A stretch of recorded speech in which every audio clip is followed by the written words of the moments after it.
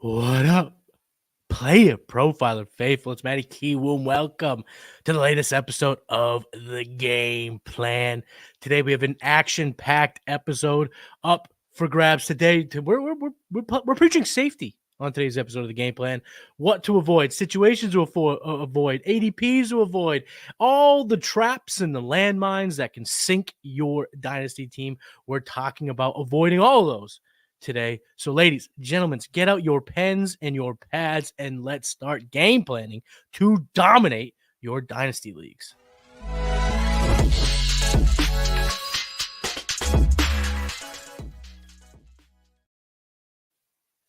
Planner's my guest today is a friend of the show. He's been on once before. He's making his second appearance this week. You know him as the co-host of the Sonic Truth Dynasty Podcast, but he is also killing it over at SiriusXM and at RotoWire for their Dynasty show. And, you know, I don't know if you notice, it's Masters Weekend, so I had to dress the part, but I got a great guest on also for Masters Weekend, my man, Alan Seslowsky. Oh yeah, baby. Let me do it. Yeah. How do you do the double dicks, they call it, right? Double dicks. There you go. You ever watch Silicon Valley on HBO? So good. When they talk about jerk out. That's right. Well, you know, it's the Donald Trump dance that he does like this, you know? Yeah, he does that too. And you know, Bill Maher has this great joke that he on at Trump's expense where he goes, how come the guy does like the dance where he's jerking off two men? You know, like, not that there's anything wrong with that, by the way. Not there's anything wrong with that. Of course not. I mean, we just both did it at the top of the show, getting this. I watched your episode this past week with the Dynasty Life with Theo, and you flipped the bird before you even went live.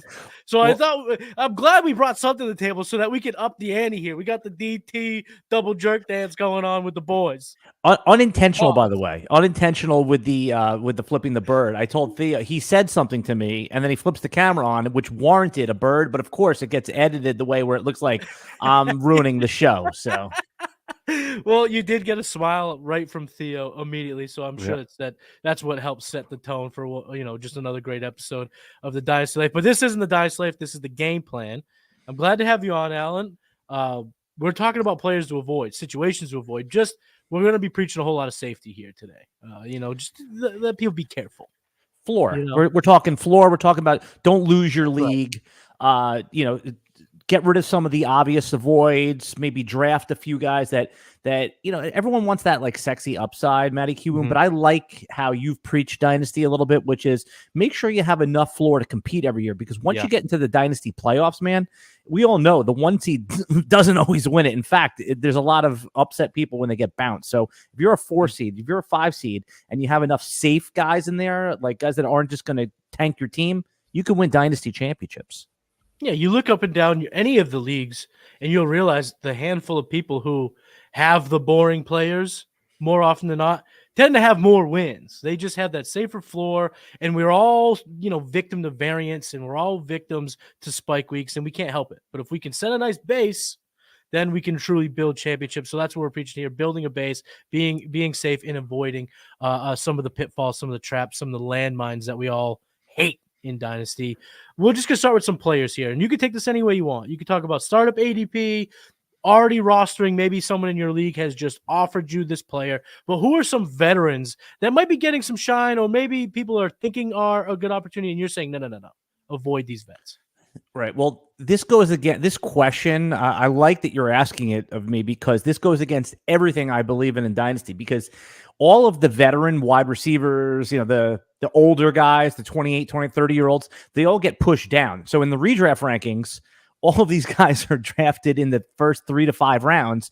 But when you get into a Dynasty draft, they're 4 rounds cheaper. So though I love all the veterans, there's no real veterans to avoid, but I'm going to give you a couple anyway that I've avoided in my drafts. And some of them have, you know, real life application here. Some of them are just like, you know, there's certain players, you just don't want them on your roster. Yeah. And, you know, I was going to say to you before, it's like I've made a living in Dynasty off of the boring players. I used to have teams that were loaded with like Keenan Allen, Tyler Lockett, like players like that, where you're just like profiting because nobody wants them. But if we want a name that is, you know, wide receiver 20, DK Metcalf is somebody I'm avoiding here. And it's not somebody I'm like proactively avoiding, like, oh, I can't have him on my team.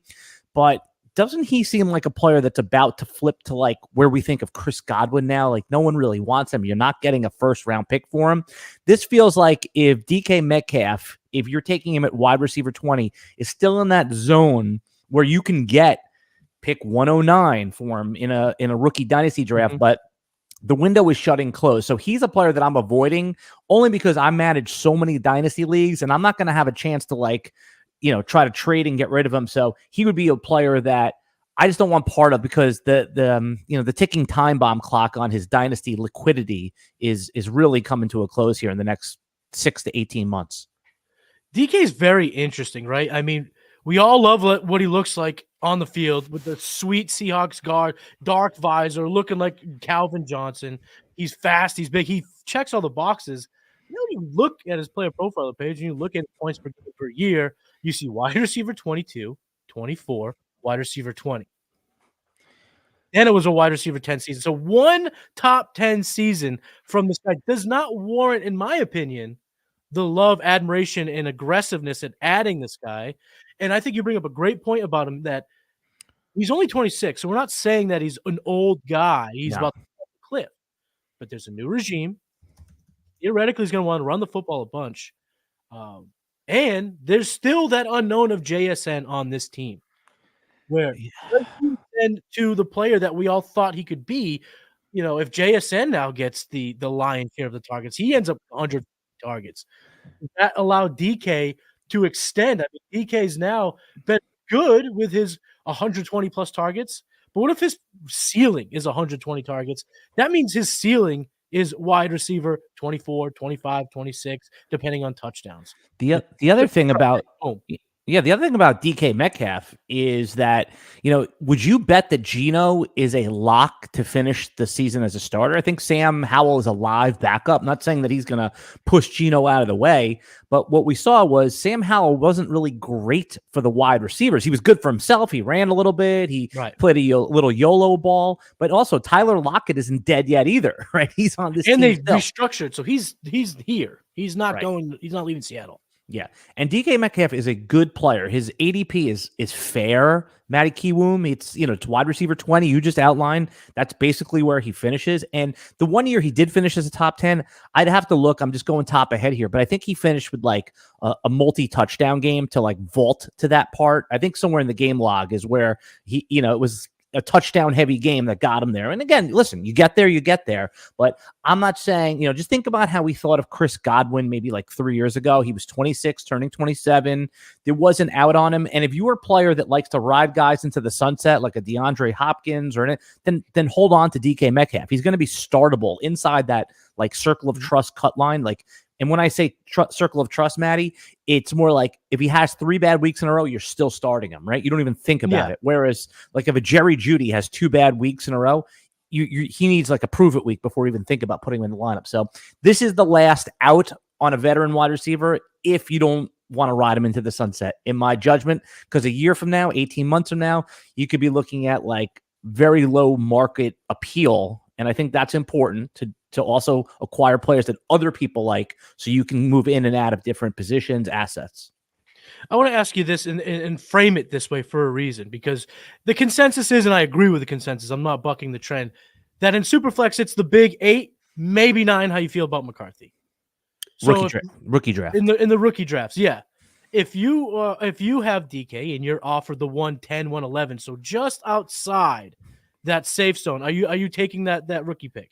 I mean, that would be the out, right? Like you're selling. I would probably hold on a little bit longer because DK Metcalf is, I mean, like you said, he's 26 point whatever, right? He's going to have productive games. He is like classic dynasty calendar. You sell him during point season. I mean, if you want out, you can get that 1.10 anytime, 1.9. Like that's available to you today. It's available to you if DK Metcalf has 2 bad weeks in September. So I think that his floor is stable while there's still a 26 on his player card.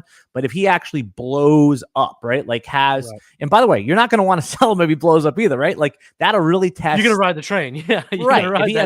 If he has a 6 for 90 and 2 touchdowns in week 1, you're going to replay the tape and say, what an idiot that Seslowsky is. But again, that is what I'm talking about. Like, there's no question he's going to have games like that. So no, I would say like if you want the out on him, it would have to be inside that cut line. But by the way, you talked about a big 8. I mean, I've seen mocks where Rome Odunze, who's presumably your 7-ish, right? Yeah. Ends up going to the Chicago Bears at pick 9. How are you going to feel about Rome Odunze versus like someone like DK Metcalf if he's buried in year 1 behind Keenan and DJ Moore? Well, I'm taking Rome over DK even in that situation. That's fair.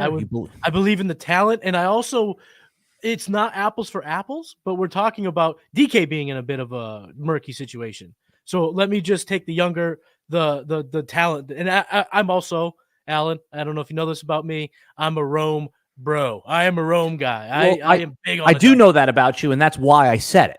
Yes, because, okay, good. But yes. Do you agree, Matty? I listened to your show.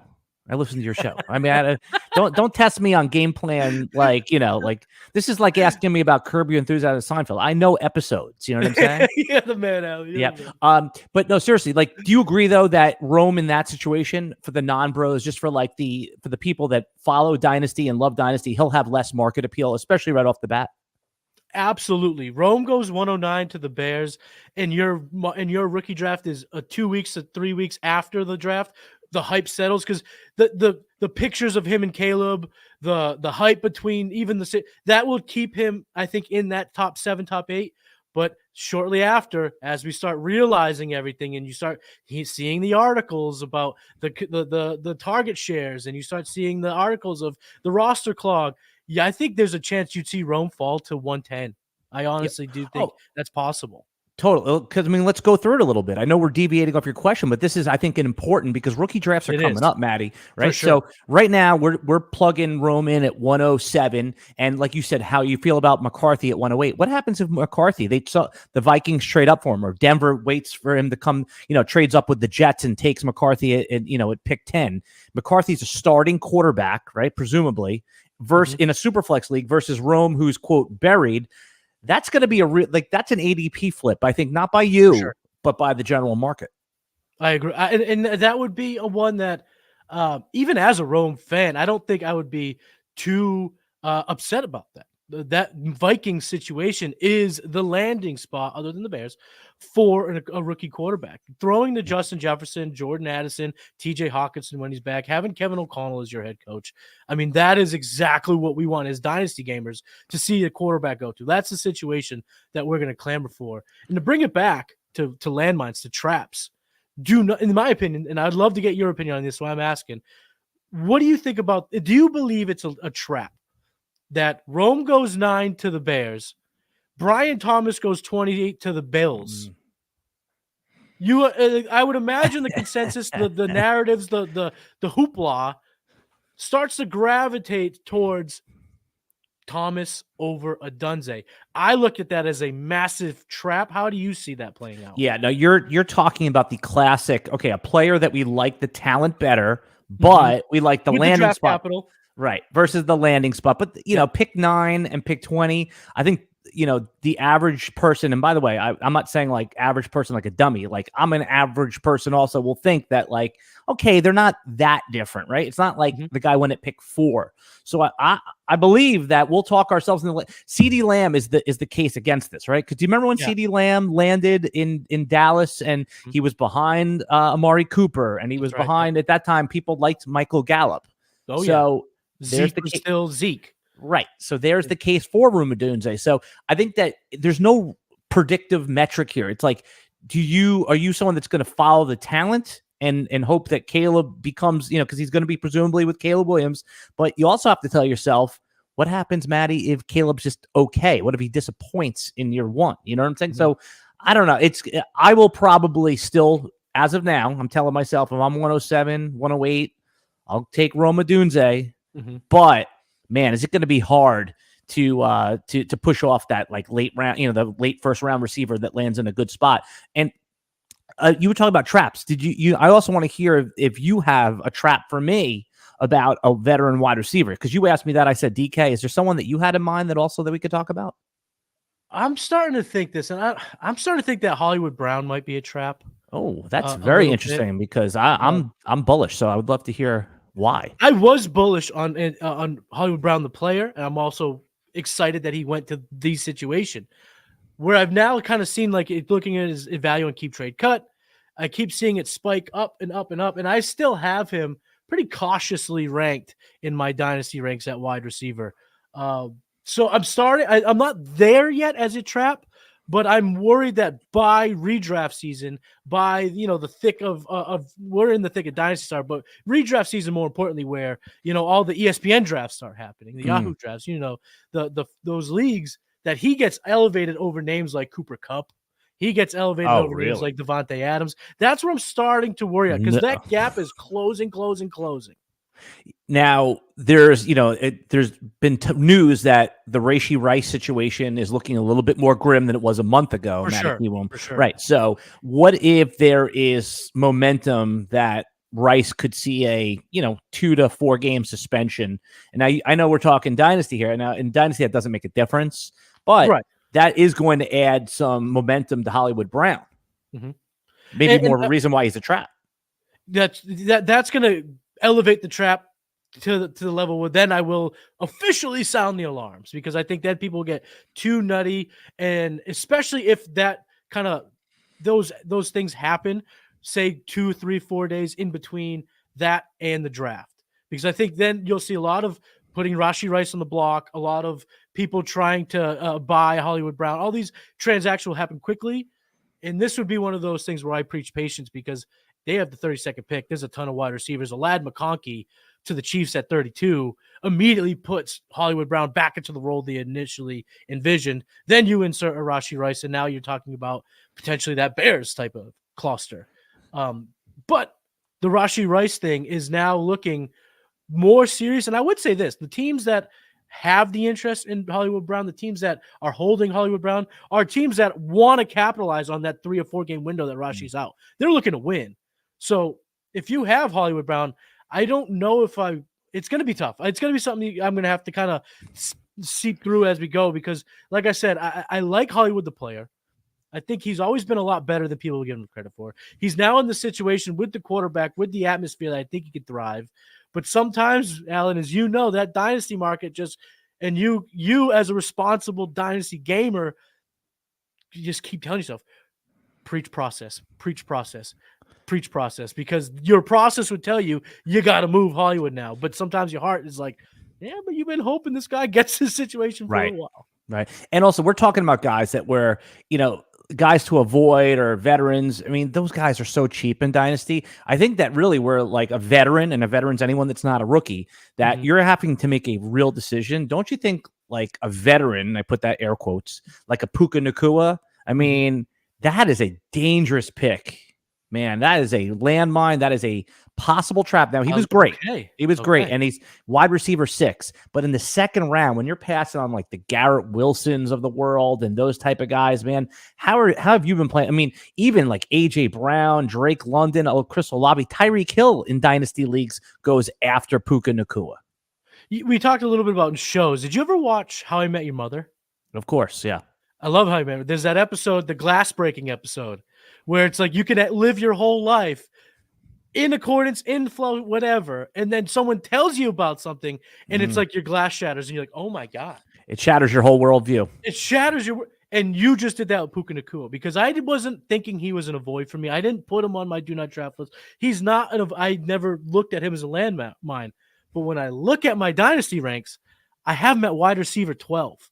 Yeah, and he's consensus. And I'm never getting him. And I'm never getting him with that approach. So you just broke the glass that, Puka is an avoid for me. He is a trap for me. Because to have him over A.J. Brown, Tyreek Hill, the rookies, like you said, Garrett Wilson, Jalen Waddle. I mean, and there's you said the Rome and Neighbors, and it's just there's danger there, because there's a couple things. There's one where obviously the draft capital is still a little scary. If Puka was a first round pick, we wouldn't be thinking like this. Yes. Then there's the Stafford, retirement thing, and then for those who think that this is more of like a system rather than just like an elite level talent with Puka, Sean McVay leaving is always like he's never like guaranteed to come back next year, right? So when you're taking someone with your first or when your second round pick in Dynasty, man, I think you want at least to be able to make the case for like 2 to 3 years from now that this is still going to be the case. He's a risky pick, and I understand. I'm not telling you not to make it. It's just an avoid for me, and it sounds like it is for you.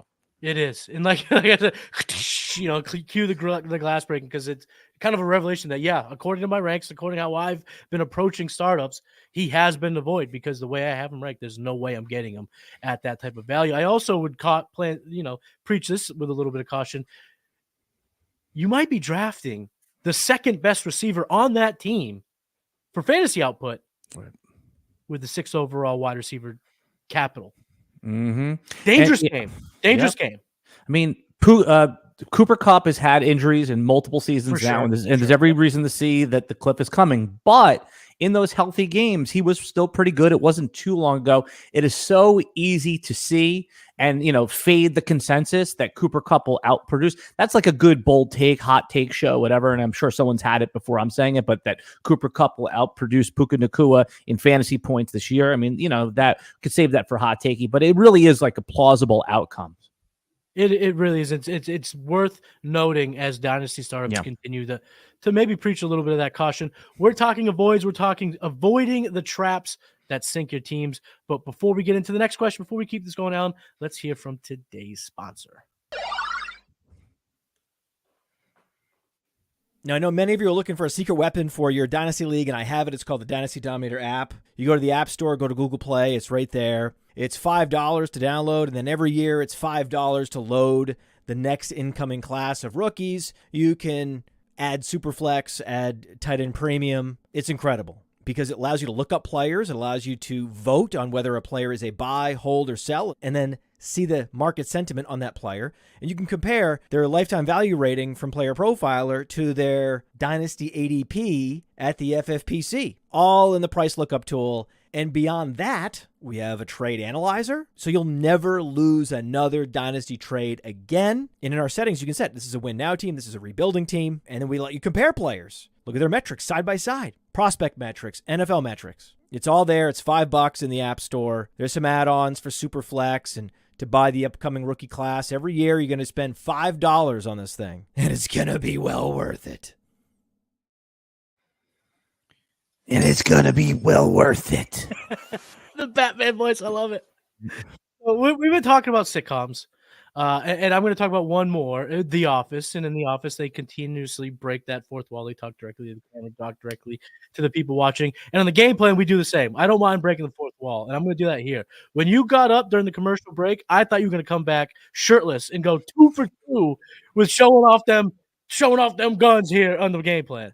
No, I had. So that's a scary sight. I am freshly shaved though. I did shave my chest, so I probably should have showed it off here. Beach season down in Florida.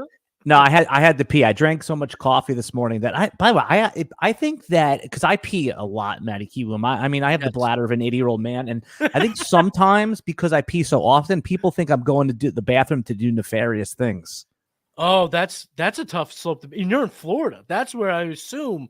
That's in the forefront of everyone's speculations, right? Like this guy's gone to the bathroom twice during this lunch. During this lunch, I referee high school basketball. After every quarter, I'm going to pee. I think they think do we need to test this guy for foreign substances? He's just Tony Montana-esque man. God forbid I have a heavy cold that day. Yeah, and you got to make sure that you're very cognizant of portraying low energy as you come out of the bathroom. If you come out of the bathroom talking about starting a business, wide-eyed, talking about conquering the world, you might set off some more red flags, Alan. You can't have that. I'm telling you, I have to explain it to every person. Yeah, I pee a lot, Obviously, airlines, I have to have an aisle seat. Yes. Yeah. That's the most important because there's nothing worse than being uncomfortable strapped down to a flying tube and not being able to get to the bathroom whenever you need it. You want to be comfy. Yes. I do you have any peeing issues or anything like that, or you're pretty normal when it comes to that stuff? Issues, but I have been very, very I've been trying really hard to drink more water. As I've gotten older, I've had to just like those little cramps as you're doing stuff, so your muscles cramp. And I believe I don't drink enough water, so I've been drinking a lot more water, and that's led me to going to the bathroom way more than I used to, for sure. Yeah, I remember like as a kid, my grandma would always say like, "I don't drink water after 7 o'clock because I don't want to get up and pee all night." It's like now all of a sudden we're like older. We're not old. I mean, how old are you, Matty Kiwoom? Like 35. Okay, 35. I was gonna say. Yeah, I mean, you say older, but I mean, dude, I'm about I'm 48, so we're in the we're in range. Oh yeah, yeah. Oh yeah. But do you remember as when we were kids, 60 seemed old, right? 36 seemed old. Old. I'm out of the league. I had this thought the other day. I was driving around and was listening to the fantasy podcast, and it's like, I don't know what he's gonna do. He might be at that proverbial cliff. I think it was Cooper Kupp. Right. And then I'm like thinking about it, I'm like, Cooper Kupp and I wouldn't even been in the same high school. He would have been an 8th grader when I was a senior. Yeah. This is crazy. I'm getting old. It's like what we call old in fantasy football and dynasty. I mean, it does always amaze me. And, again, we're tying it back into our traps. I think that's a trap that dynasty players fall into. They see age 28, 29, certainly 30, and they run away and they sell too cheap. So, I mean, that's how I have profited all the time. And that's why I like that we're talking about these traps, these avoids, because I think there's profit to be made in your dynasty leagues. You alluded to it earlier. I mean, if you would have bet on Mike Evans 3 years ago, Tyler Lockett 4 years ago, if you would have just kept betting on these old guys when they were over the age apex, you would have just routinely cashed and cashed and cashed. That's why when I was doing my 2024 Dynasty wide receiver ranks, I keep looking at Mike Evans' name, and I'm just like, you know what? Tyreek Hill now. I'm not going to make this mistake again. You're wide receiver 24 because you're just good and you keep being good. Tyreek Hill, same thing. I got him inside my top 10. I can't. It's like, okay, when they're done, then fine. I'll be late. That's fine. Dude, what was Keenan Allen? Wide receiver 3 until he got hurt in week 15 or 14 last year? Dominant. Yeah. And dominant in the way, these older guys, as you get older as a man, and you can attest to this as well as I can, like you gain experience. And in that experience, you get better at things you never really thought you'd be better at. You look at things differently and insert experiences and wisdom into your daily actions. These guys are no different. Yeah. They have the answers to the test. Yeah, you ever play pickup basketball and there's like an old man that like gets every rebound and knows every time.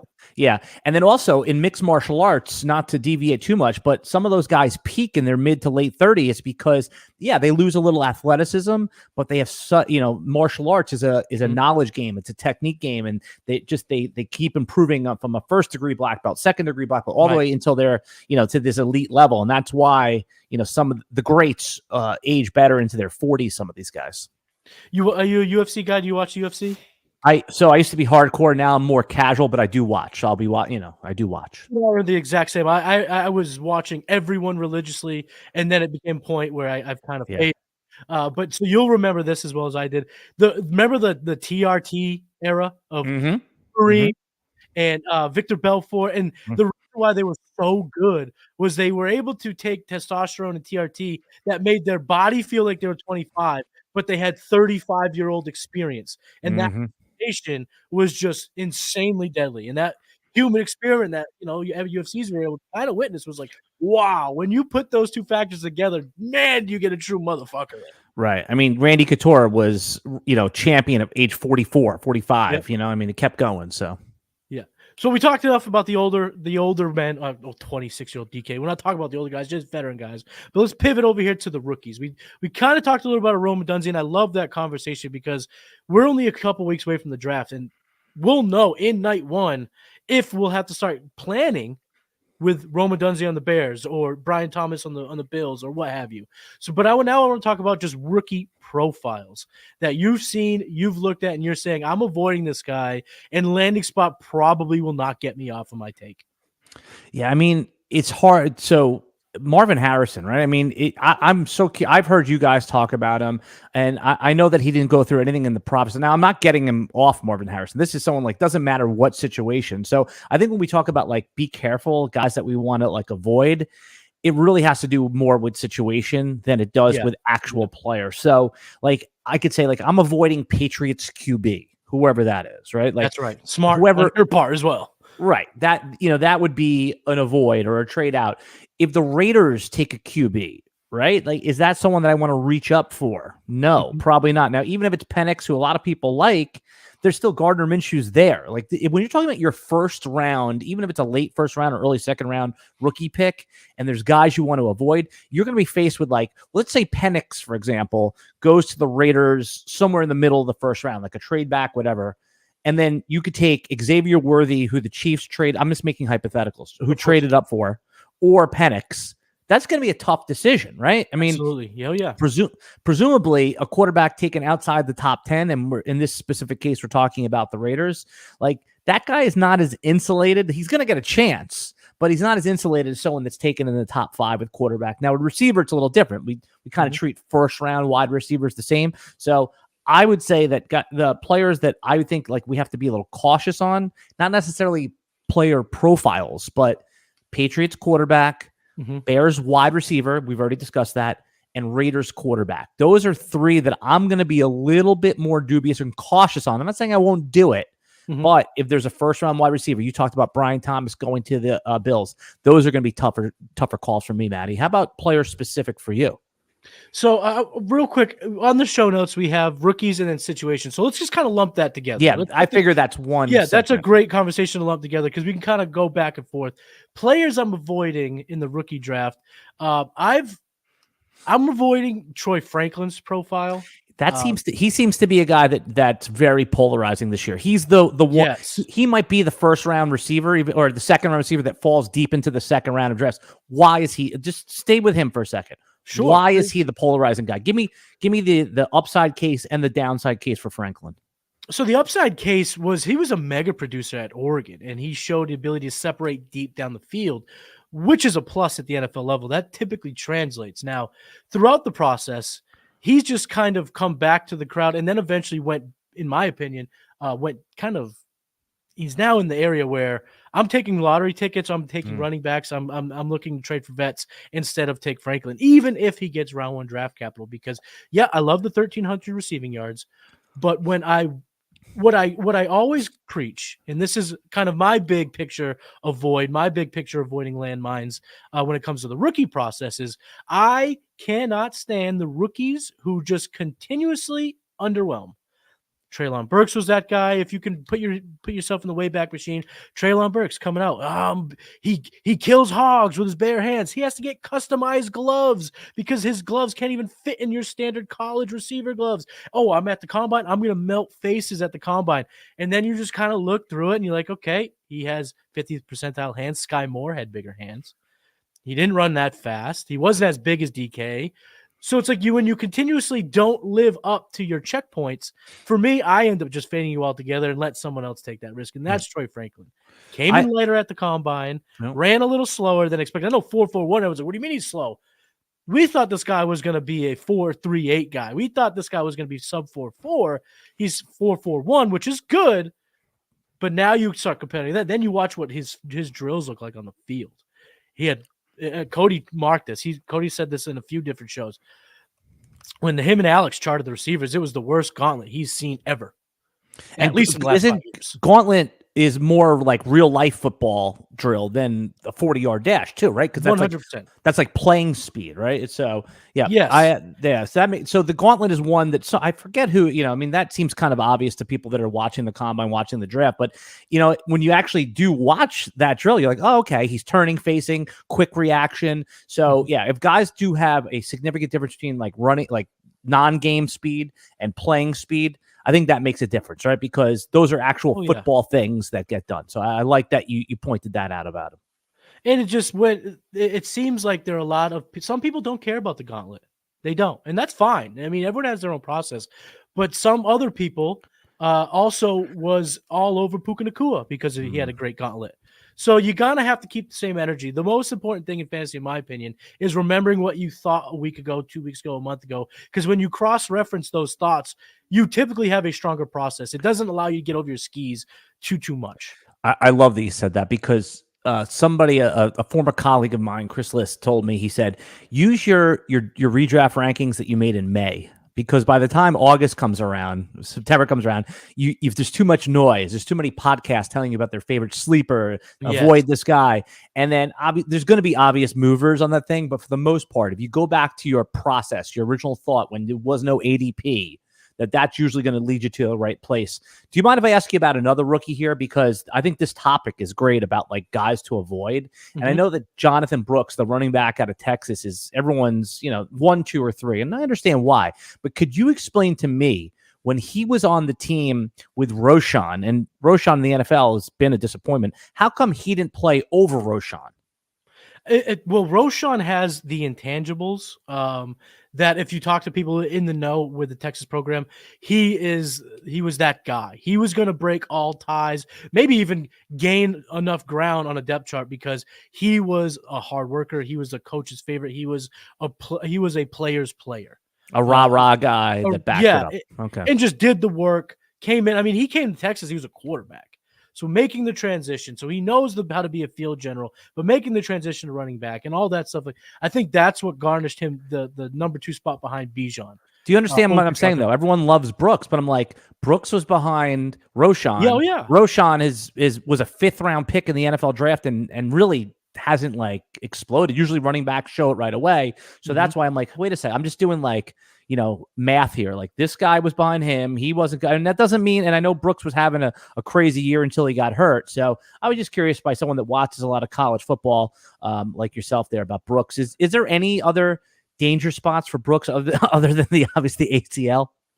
I see the thing I see. I don't see a dominant player like a lot of people do with Brooks. I have Brooks as my running back 3, but in this class, that's bad. What does that mean? What does that truly mean? Because I have Brooks at 3, I have Milt Marshawn at 6, I have Braylon at 7. Depending on draft capital, I could swap all of those. So, sometimes I think having a guy in your top 3 makes you a fan of, when people are looking at your rankings. But the truth is, when you break down the truth of this class, if I put him at 3 because I'm not sold on a Jonathan Brooks. I mean, he was a great producer. He looked the part. Size, athleticism, the injury, in this day and age will not be an issue, and maybe it will be at first, but by the time he's back and by the start of 25, that will not be an issue. But I don't know. I don't see the electricity of his profile like some of my colleagues do in the industry. And it's not to say that I'm right and they're wrong. I might be missing something. I might have a bias because I've kind of just put my horse. I've put my cart on the Jalen Wright horses. I think that's the type of guy that I'm chasing. I see, as Seth Dewald calls it, the oh shit moments when you're watching the film. I see a lot of oh shit when I see Jalen Wright, and when I see Jonathan Brooks, I see a lot of that was nice, that was good, I like that, but it wasn't electric. It wasn't electric. So I think it's a good one you bring up. I have like the Dynasty Manifesto, like the rules I follow for the most part, right? And if you're a 1st-round running back, I'm going to elevate you, right? I'm going to put you that's going to carry a lot of weight. If you're not a 1st-round running back, or I'll even call it the first 10 picks of the 2nd round, right? Mm-hmm. If you're a late 2nd-round running back, if you're a 3rd-round running back or a day 3 running back, whatever it is, it's good. My ranking's going to be totally changed based on situation, where that is not the case for the other positions. I mean, Dameon Pierce was a late 1st-round rookie pick in Superflex drafts. He was a 4th-round pick. Now, now when you draft that guy, if you're a team that won the league or was a runner-up, you're like, okay, fine, I'll take Dameon Pierce. He's a starting running back in a good situation. But you also have to know that a year later, a day 3 running back can get completely vaporized. That's what's so good about a round 1 running back. Now, think about how disappointing Najee's been, right? Even when he had that good fantasy year with all those catches in his rookie year, well, all the fantasy pundits were like, like it wasn't great. But he's a 1st-round running back, so his place was secured. Whereas Dameon Pierce had this legendary rookie season for fantasy football, and at best, he was running back 14 to 18, right? So that draft capital for the running back position, I think, means more than any of this stuff. Because look at Puka Nacua, man, 5th-round pick, blows up, or WR6. That would not happen with a day 3 running back. No, and we've seen running backs go berserk. I mean, James Robinson's one that comes to mind. Tyler Algier was a great running back his rookie year, 1,000-yard rusher. And there was not even a moment of which you could go, I believe in that guy. Everyone knew everyone laughed at the guy in the league who put Tyler Algier on the trade block right after they took Bijan, or even leading up to when we all knew he was going to the Falcons in the top 10. It's just that's a great point to bring up, that the veil is so thin at running back. Everyone can see through it. There are exceptions. It's almost better to be, well, I was going to say it's better to be undrafted, but you just brought up James Robinson. And nobody believed in that, the security. So that's what I'm saying. Like, the first round running back is a special type of insulation that we give to like top 20 wide receivers in the first round, right? I mean, just because teams, I think it's almost like common knowledge at this point that taking a running back in round 1 of the real NFL draft is suboptimal. But when teams do it, that means they're really in them. Jahmyr Gibbs, Bijan Robinson, even Travis Etienne to an effect, who went in like, the later part of the first round. Yeah, and it's funny you bring that up. Again, another glass-breaking moment from my man Alan here. I'm looking at my running back ranks, and I see 1, 2, 3, 4, 5, 6 running backs inside my top 9 that was drafted in the first round. That's what I'm saying. Like, we just feel better about them. And again, doesn't mean like, whoever your RB14 is not going to outproduce RB6. It just means that this is the confidence I have. And then when you draft guys, these are the ones that I'm going to be able to, that my other league mates are going to like as well. Because if I want to get out of a running back, and that seems to be in vogue nowadays, get rid of every running back you've ever had, that you're going to be able to move in and out of those guys. So what other people like does matter too. We've kind of talked about this, but I want to get a few more on the books. ADPs, it's Dynasty startup season. Now with the data, with terms of sleeper ADPs and other platforms ADPs, they're getting more concrete. But what's some ADPs other than the Puka Nacuas that we've talked about that you kind of like, I'm going elsewhere? Yeah, and we're talking Dynasty, of course, because that's what we do on the game plan. But I think the captain obvious ones, but I'm going to say the obvious ones because sometimes you got to, right? Yeah, I just want, I don't want to like be different here. That CJ Stroud at QB2, QB3, wherever he is very dangerous. And I said, not that it can't work out.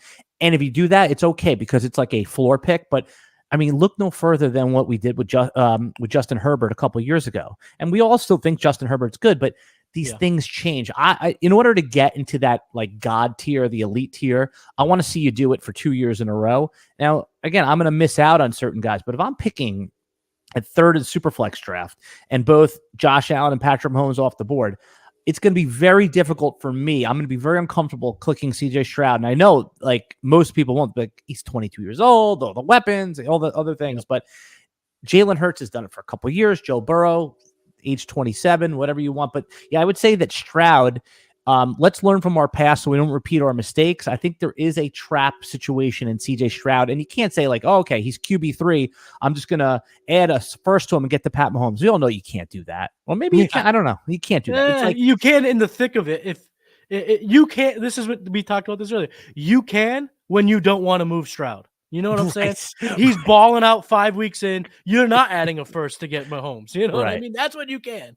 I love that. Yeah, no, that's a really good to point out. It's like right now, while there's uncertainty, you might be, no. Mm-hmm. And then we could talk about Stroud, but also just put another player forward is, I mean, you have to think that Kyren Williams is a top 10 running back where you have to pay a 4th round pick in Superflex startups it's dangerous. The size, situation, it's there's some danger. And those are the two obvious red thumbs that stick out for me. I love the Kyren Williams point because I think we can all agree it's the situation, not the player. And this is not to besmirch Kyren Williams' talent. I understand how hard it is and how hard he's probably worked to get to this point. But this is also why we at PlayerProfiler and you guys do at RotoWire is break down the profiles, talk about the players, because there are players that can get drafted this year in the draft that are better players than Kyren Williams. Faster, bigger, can do a lot of things. And the draft capital that we talked about earlier with these guys makes it so that you should, in my opinion, you should not be as confident about a 5th round pick as anything. And when I look at my dynasty ranks, it kind of plays out that way.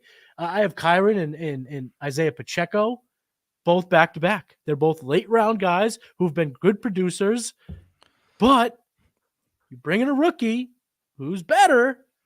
That draft capital doesn't bring confidence. Isaiah Pacheco might be a little different because he's a Super Bowl champ. There's just all these intangibles that we can't really process that'll go into an equation. But we're talking about Kyren Williams here. That's why I'm at running back 15. And he's not in a void for me. He's just not going to be there when I'm willing to take him. Right. There's just more, there's elevated risk with him because of all the things. I mean, look, Darrell Henderson, who's now back on the street, had good, I mean, people weren't even really bidding on him in like their 30 deeps when he was going to be starting, right? Or they would just put a nominal bid, and then he performed well. So there's the case for system. And again, Kyren Williams is going to be in the system. So for a redraft, I think he's a defensible late first round pick. Like, I can get behind it. But when you're picking a guy in the 4th round of a dynasty startup draft, there are excellent players there that have good 2 to 3 year outlooks. And I understand, the go for it now. I'm a win now guy in dynasty too. But when we're talking about ADPs that, we want to avoid, that are traps, I think that you just have to know what you're walking into with Kyren Williams. That's a good point. And I also want to bring this up because people that tune in the gameplay, they may be a little bit more heavy on the redraft side. So they're watching this to kind of prep for their smattering of drafts in a few months.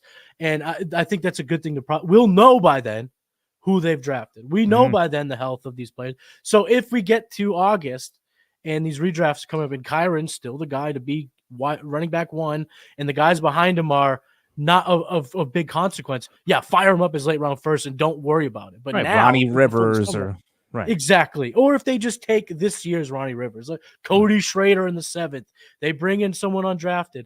If there's no one that is like discernibly if the Rams don't show discernible confidence in a running back in the draft, meaning they go round 3 or probably round 3 or 4, that's when you can get worried about Kyren. But we'll know all that by redraft. So we're preaching dynasty ADPs, not redraft. So I'm glad you kind of distinguished that. That's a big point to bring up. Right. Who's the ADP guy when you're in your dynasty startups? You've been like, ooh, that feels a little early. For me right now, I look at the tight end position, and I'm starting to see some of these guys, these young guys, shoot up the boards.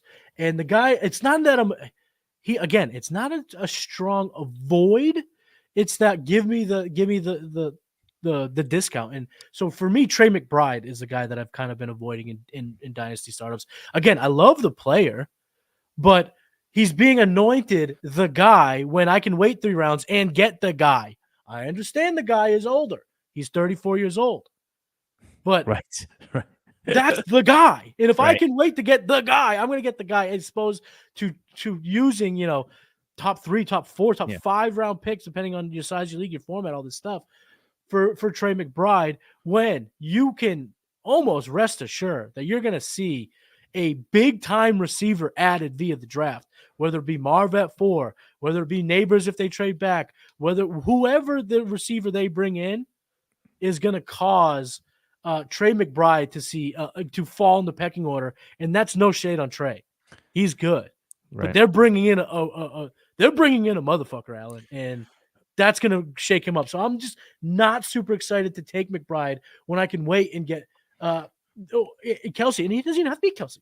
I'll even wait later and get Evan Ingram. I'll wait and get Kittle. There's these proven tight ends that I have faith in 2024, and tight ends a position like I don't roll past a year. I look just at a year because the re-roll happens every year at that position. So we've taught you've given a good actionable piece of strategy for our wait on tight end crowd. What if you're talking to a player that says, you know what, I admire that strategy, Matty Kiwoom, but I need a tight end early. I don't like to be chasing. I don't like to be guessing. All right, you don't want me on McBride? How about a half a round later, Dalton Kincaid? I know they're very close in your rankings, but do you feel a little bit better? If I'm going to go early tight end, I want some youth.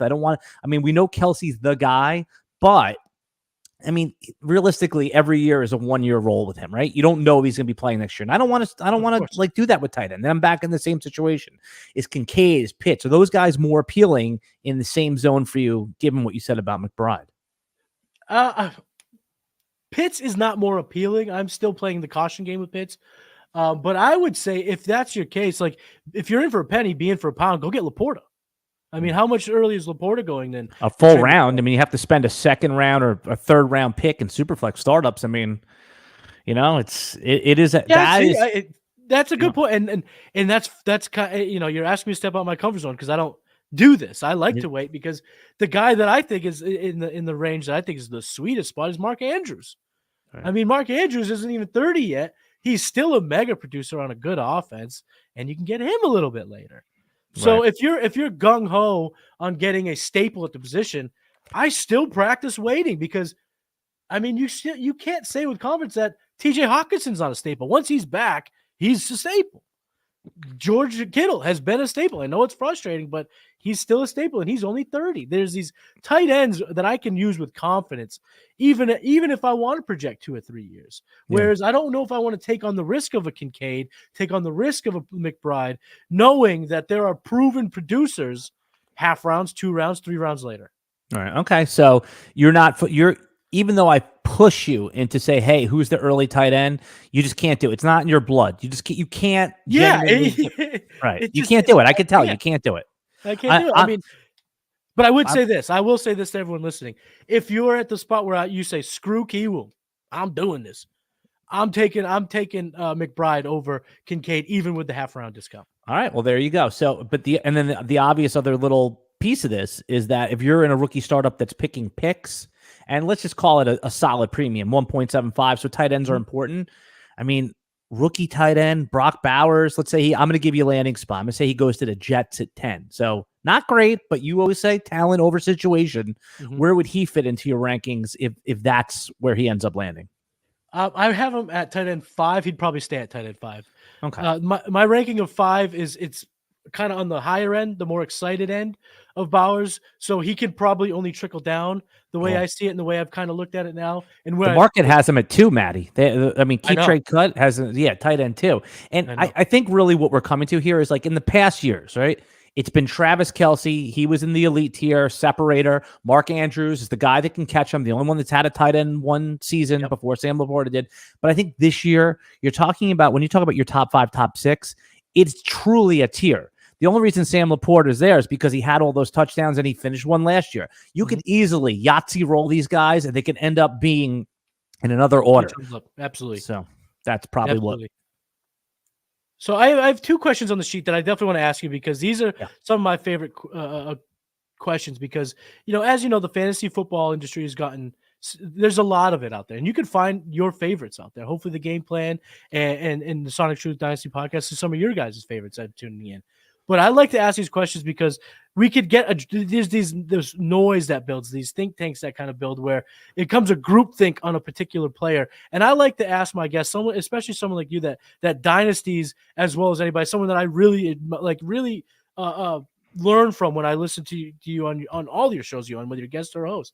So I want to ask you this: are there any currently, and I use this term purposely, industry darlings that you're staying away from? Oh, yeah. I mean, we just talked about one of them. And by the way, it's an excellent question. If you don't mind, I'm going to take it off the game plan sheet and put it onto the RotoWire Dynasty podcast sheet. I think Perfect. I think these questions are awesome because people, and again, we use casual, not as it's not bad. It's just, we're sickos. We're sickos for this game. And the casuals, they try hard too. They make trades all year. They try all year, but they pick podcasts that they listen to. And they can get caught up in a wavelength of thinking that they can't avoid. And I like to ask these questions because it lets people think. No, it's a smart question. I'll give you credit for like 3 months before I make it my own, Matty. So I love it.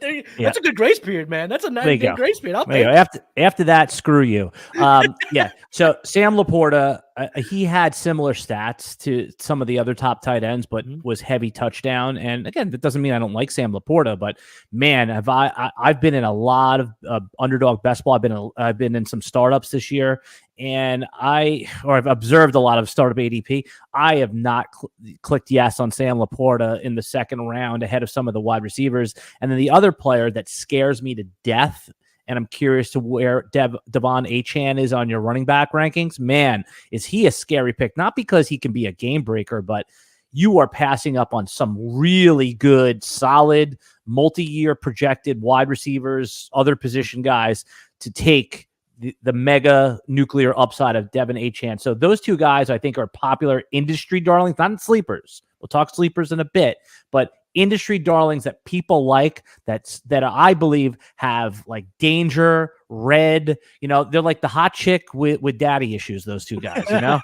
lot of fun to play with, but if you've dated a chick with daddy issues, that it comes with drama. It's exactly. It's short-term pleasure over long-term success. That's kind of how I live here, especially with the chick's daddies, the crazy ones. Yeah. So for you brought up Achane. That is my reddest of red flag players in all of fantasy football. I have him at running back 10. in my dynasty rankings, and even that I could talk myself way out of. I understand the upside. I understand how electric he is, but people, we cannot. Again, we've said this multiple times throughout this episode. It's a big takeaway. Remember how you felt months ago, years ago, because that will factor in as you're making your decisions now. What was the red flag on Achane? He's going to get hurt. Then the guy goes out and gets hurt not once, but twice. And we're just going to wash it away? We're just going to pretend like he's going to be okay? It was mind-blowing sex, though, Matty. It was mind-blowing sex. I can't not that one. I'm just going back to that girl I dated in high school that had the craziest issues. But man, I still remember it to this day. The way I wait, sorry, Devin H. Sorry. No. And let me tell you this, Alan. 50 points in fantasy is like good sex. Oh my God, it might be better. For weeks, it might be better. Let me tell you a funny story, real quick. It's like as you age, different things become important to you. And I was peeing once. I was 25 years old, and I was peeing in Madison Square Garden at a Ranger game. And the guy next to me, he was 50 years old. He was he's peeing in the thing. He's making grow, and he looks over at me. He goes, "It's better than coming." And I said. I go, what is he talking about, this guy? But now I understand, the 50-point game is better, than a lot of, sort of mediocre Javonte Williams games. So, but anyway, we digress. Let's get back into it. Devon Achane. We have fun, but Devon Achane, I don't want the 50-point sex here. I want give me the steady Eddie relationship over the long period. Josh Jacobs, Travis Etienne. Yes. Rashad White with some upside, obviously. Yeah. Yes, absolutely. And I think that's a perfect analogy. You don't want the short-term fun. You need the long-term. The short-term fun's not so bad. Dangerously, or you can live a little dangerously. Right. Devon Achane, to me, is living extremely dangerous. This is going unprotected with that wild woman. This is going raw dog inside a known anti-abortionist while she has daddy issues. I mean, this is not pulling out. I mean, that is living to the danger, This is a highway to the danger zone. This is a pro-life daddy issued girl. I can't wait to see how they clip this for Devon Achane. This is how many red flags. Devon Achane has so many red flags. We've just categorized them as the highway to the danger zone, going unprotected sex with a Tijuana Nightwalker. Ooh, now that is even more dangerous. Wow. All right, I'll get you out of here with this, Alan. Do you believe, so in the same vein of just kind of bucking the trend, kind of getting people to think about or kind of going against the stream here in the fantasy industry, do you believe that any of these more popular sleepers are traps? Yeah, I think the running back sleepers are the most obvious traps because, wide receiver sleepers, it's easy to clip them. It's easy to cut them. You take a Dontavian Wicks later on. It doesn't work out. You just clip them, right? Yep. But Zach Moss and Kendre Miller are two players that I'm seeing get pushed up because they could be the guy, right? Zach Moss has got his good situation in Cincy, already produced at a pretty high level when he got the job in Indy. So I think that he's going to be a popular sleeper that I could see going the way of Alexander Madison did last year, maybe not as bad. So I'm skeptical of him as he creeps into the 5th round of redraft and, certainly a little bit lower in dynasty. You got to like that. And Kendre Miller, man, he showed absolutely nothing last year. And Alvin Kamara still, though not at the peak of his powers, Matty Kiwoom, still a very dangerous player. I'm not going to really add much to that. I look at my rankings, and I thought to myself, I like Kendre Miller. Then I look at my rankings, I have him at running back 45. So no, I really don't. No, I really don't.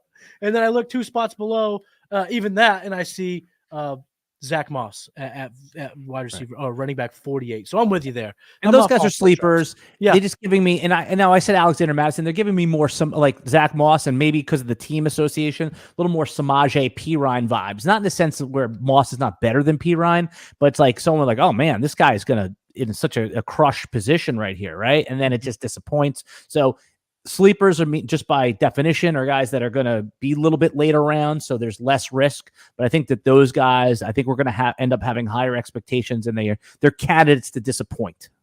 Absolutely. Well, Alan, thank you so much for hanging out. It's always an absolute blast talking football and just really talking to you about anything. So thank you so much for joining the game plan. Where can the people find you if they haven't already been? Do you have a name for your fans? The Adamites? What are the Alanites? Right, the Alamo. That's right. Yeah, no, I don't have a clever nickname like that, but you can follow me at Alan Seslowsky is the X handle, or as I call it, the social media platform formerly known as Twitter. It rolls off the tongue. Yeah. And then also, I manage all the videos over at the RotoWire YouTube page. Right now, we're very fantasy baseball focused, but we also stick true to our roots, which is the Dynasty Fantasy Football. I do a weekly podcast, which, by the way, we're going to need to schedule you on there. Every Friday, 10:30 a.m., we go live on the RotoWire YouTube channel. So if you love Dynasty and you just want to add another podcast to your routine, I have a new guest every week. I don't have a co-host, so one week it'll be the Podfather, one week it'll be Matty Kiwoom, one week it'll be Sigmund Bloom. So it's a rotating of all the guests whose podcasts I love and like to listen to. So that is the one plug I would give you. Fridays, 10:30 a.m., live on RotoWire YouTube, Dynasty Fantasy Football. Check it out if you want the latest episode. Had the president, El Presidente of RotoWire on. So yes, pretty cool. Pretty cool guest, pretty great episode. Check that out. I'm Matty Kiwoom on the social media platform formerly known as X. You're right. It does roll right off the tongue. I didn't even think about it. It came right out. Perfect. Perfect. So I'm going to give you 3 months, and then I'm going to take it as my own, Alice. So we're going to make a little tradesies. We're going to do a tradesies. But I got, game plan, trade gods, future cast, all that good stuff. You can find that at the Player Profiler Network or shows. Please subscribe to the Player Profiler YouTube channel. Make sure that notification button is on. We got a lot coming out, especially when the NFL draft kicks off. So you're going to want to know when those videos are live. Make sure you like this video. Leave a comment. Let Alan and I know who's your red flag player. Who are some of the people, the pitfalls that you are avoiding in Dynasty? And we'll get a little conversation going there. I'm Matty Kiwoom, joined by the great Alan Seslowsky. This is the game plan. Everybody, just keep game planning in Dynasty. And I'll talk to you next time, my friends. Peace. Hey, I want to thank you for being part of this broadcast. If you have any thoughts on it, leave a comment. If you enjoyed it, make sure you leave a like. And if you want to see more shows on the Player Profiler channel, subscribe to it. That's how we know you want more.